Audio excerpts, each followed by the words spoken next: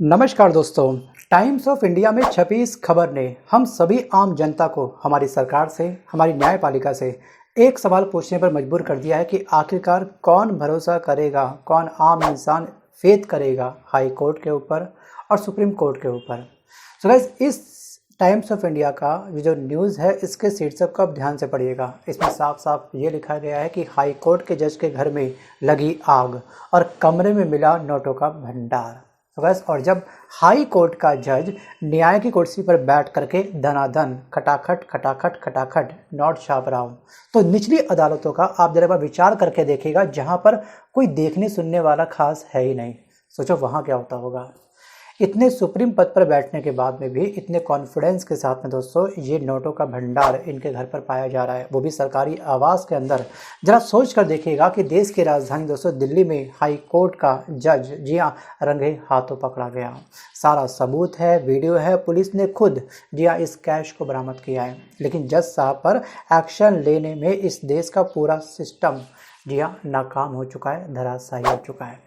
सब एक दूसरे का मुंह ताक रहे हैं। जी हाँ, राजनीति मतलब कि केंद्र सरकार, हमारे न्यायपालिका का, और न्यायपालिका फिलहाल अभी एक पैनल बनाएगा, एक कमेटी बनाएगा, इनका स्पष्टीकरण मांगेगा। उसके बाद जी हाँ, अगर लगता है कि इनका आंसर संतोषजनक नहीं आ पा रहा है, जी हाँ जिन जज के घर में ये कैश पाया गया, उसके बाद जी हाँ फाइनली न्यायपालिका ही डिसाइड करेगी कि इनके ऊपर क्या एक्शन लेना है। एक फाइल भेज देगी, फॉरवर्ड कर देगी केंद्र सरकार को। जी हाँ, फिर या तो सदन के लोकसभा में या फिर हमारे राज्यसभा के अंदर जी हाँ इनके ऊपर महाभियोग लगाया जाएगा। तो गाइस, क्या होगा क्या नहीं होगा ये चलेगा पता आने वाले समय में, लेकिन आखिरकार इसका प्रोसेस काफ़ी लंबा है और कुछ समय के बाद हम इस घटना को भी शायद भूल जाएंगे, क्योंकि हमारा देश बिग बॉस का एक घर बन चुका है, जहां पर रोज एक नया एपिसोड लॉन्च होता है मसालेदार, और हम उस नए एपिसोड की तरफ स्विच कर जाते हैं। पिछला एपिसोड, पिछली घटना को हम लोग भूल जाते हैं। जी हाँ, क्या आपको याद है कि आरजीकर मेडिकल कॉलेज में संजय रॉय का क्या हुआ? क्या वो अभी जेल के अंदर है, अभी जेल के बाहर है? शायद आप लोग भूल चुके होंगे। क्या आपको मालूम है कि आखिरकार जी हाँ जो हाथरस में सत्संग में भगदड़ हुई थी, जिस बाबा ने ये कहा था कि मेरे पैरों की मिट्टी लेके जाओ, और एक बहुत बड़ी भीड़ उसकी मिट्टी इकट्ठी करने के लिए तैयार हो गई थी, और क्या हुई? भागम भाग 125 लोग मारे गए थे उसमें। 2 घंटे के बाद एम्बुलेंस आई थी उस स्थान पर। सोचिए, वो भी बिना किसी ऑक्सीजन सिलेंडर के। एम्बुलेंस तो आई लेकिन ऑक्सीजन सिलेंडर था ही नहीं उसमें। क्या हुआ उस केस का? शायद हम भूल गए। निर्भया केस में आरोपी पकड़े गए थे, आखिरकार निर्भया को इंसाफ अब तक मिला कि नहीं मिला? आखिरकार उसमें से कितने लोगों को जी हाँ उम्र कम होने की वजह से, नाबालिग होने की वजह से उनको छोड़ दिया गया था? बताइए, शायद आप भूल गए होंगे। इतनी लंबी चौड़ी फेरिस दोस्तों मेरे माइंड में है, अगर मैं सब गिनाने लगा तो शायद वीडियो की लेंथ बढ़ सकती है। मुझको आना पड़ेगा वापस टॉपिक की तरफ। अगर आप मेरी बात से सहमत नहीं है तो प्लीज़ इस वीडियो को डिसलाइक जरूर मारिएगा। अगर सहमत हैं तो लाइक करें या फिर ना करें, वो आपकी मर्जी। आता हूँ वापस टॉपिक की तरफ। सो गाइस, इस समय कहीं ना कहीं हमारे देश के न्याय तंत्र की मौत हो गई है। जी हाँ, खुलेआम सब कुछ चल रहा है। जरा सोच कर देखिएगा कि अगर इतना नोट किसी अफसर या फिर नेता के घर में मिला होता तो क्या होता? तुरंत उसको अंदर कर दिया होता। यही जज साहब आंखों को फाड़ फाड़ के उसे डांट रहे होते, उस पर चिल्ला रहे होते। शर्म नहीं आती तुमको? देश को समझ के रखा है आपने, न्यायपालिका को समझ के रखा है आपने, जिस पद पर आप बैठे उसको समझ के रखा है आपने, लेकिन जज साहब से ये सवाल अब कौन करेगा? Think about it. So guys, supreme court के मुताबिक justice Yashwant Verma Delhi high court में दूसरे सबसे वरिष्ठ जज हैं। सेकेंड रैंक है इनकी दिल्ली हाई कोर्ट के अंदर। और दोस्तों यही जज कॉलेजियम के मेंबर भी हैं, और इन्हें इलाहाबाद हाई कोर्ट में कुछ समय बाद ट्रांसफ़र इनका होना था। ये अभी फाइल चल रही है, इनका ट्रांसफ़र नहीं हुआ है। कुछ सोशल मीडिया प्लेटफॉर्म पर यह कहा जा रहा है कि इनका ट्रांसफ़र कर दिया गया है। नहीं, इनके अभी सेकंड जो है दोस्तों प्रस्ताव अभी पेंडिंग चल रहा है, अभी इनका ट्रांसफ़र नहीं हुआ। अब दोस्तों ये घटना घटित हुई थी 14 मार्च को दिल्ली हाई कोर्ट के जस्टिस यशवंत वर्मा के सरकारी आवास में, जिसका एड्रेस है 30 तुगलक रोड पर। 14 मार्च की देर रात जी हाँ आग लगी, और इसकी सूचना दमकल विभाग को, ठीक है, फायर स्टेशन को 11:35 पर दी गई।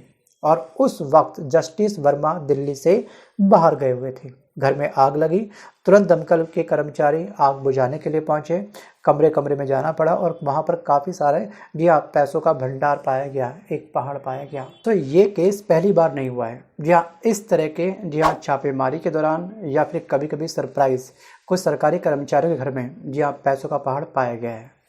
सो गाइस, आग बुझाने के दौरान फायर ब्रिगेड के कर्मचारियों को एक कमरे के अंदर भारी मात्रा में कैश मिला, और बेहिसाब कैश मिला दोस्तों। और इसकी जानकारी उन कर्मचारियों ने अपने सीनियर अधिकारी को दी और सीनियर अधिकारियों ने ये जानकारी आगे फॉरवर्ड कर दी।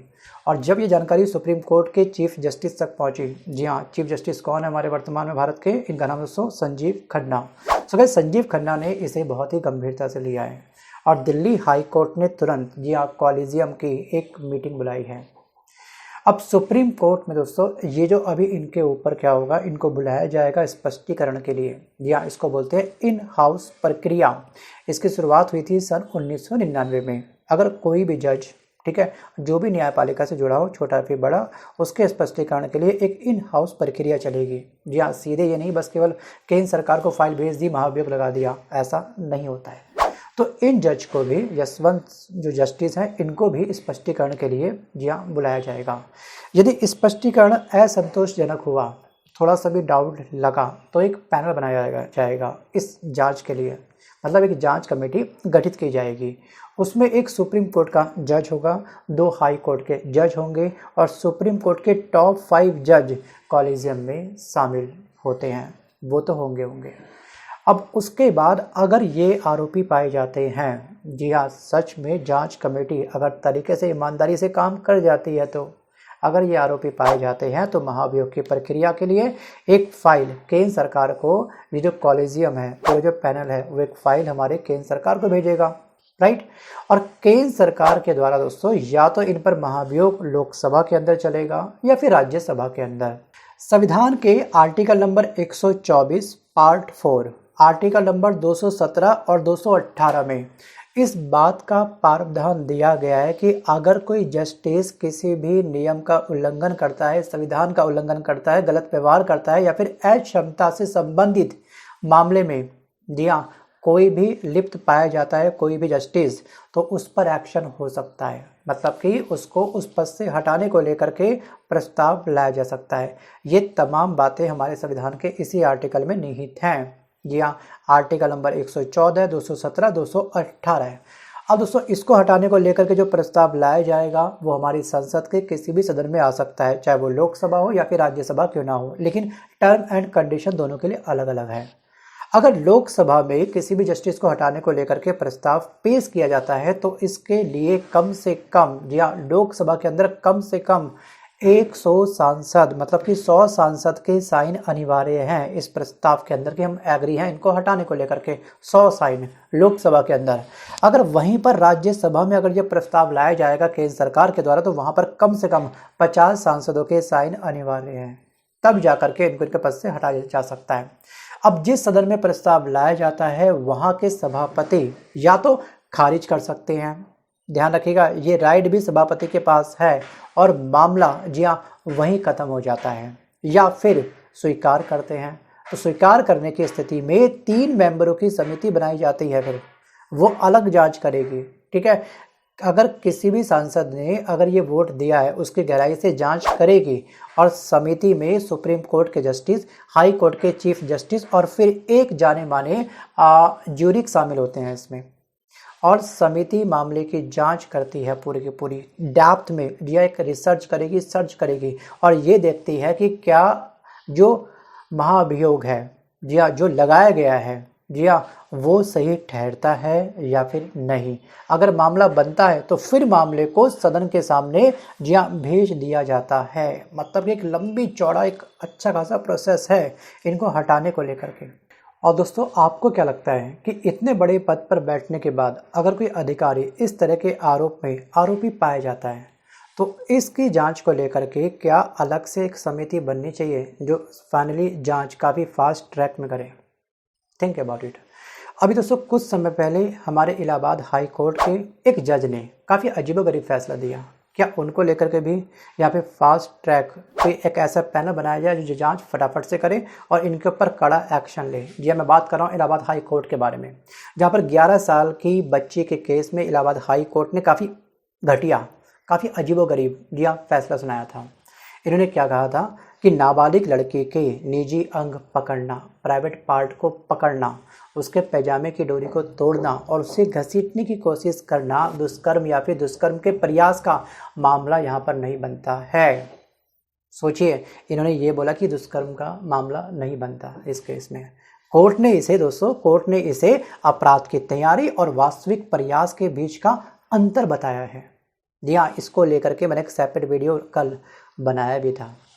सोचिए, हमारे जज अगर इस तरह की टीका टिप्पणी करते हैं इस महान पद पर बैठने के बाद, तो आम जनता का भरोसा किस तरह से ब्रेक होता है। जी हाँ, हम आखिरकार उम्मीद किससे रखें? बस केवल उससे? या फिर ये न्यायपालिका आखिरकार बनाई क्यों गई है? किस लिए? केवल अपने हित के लिए? केवल खटाखट फटाफट नोट छापने के लिए? Think about it. So guys, आज के इस वीडियो में बस केवल इतना ही, और मिलता हूँ जल्द एक नए वीडियो के साथ। तब तक के लिए धन्यवाद।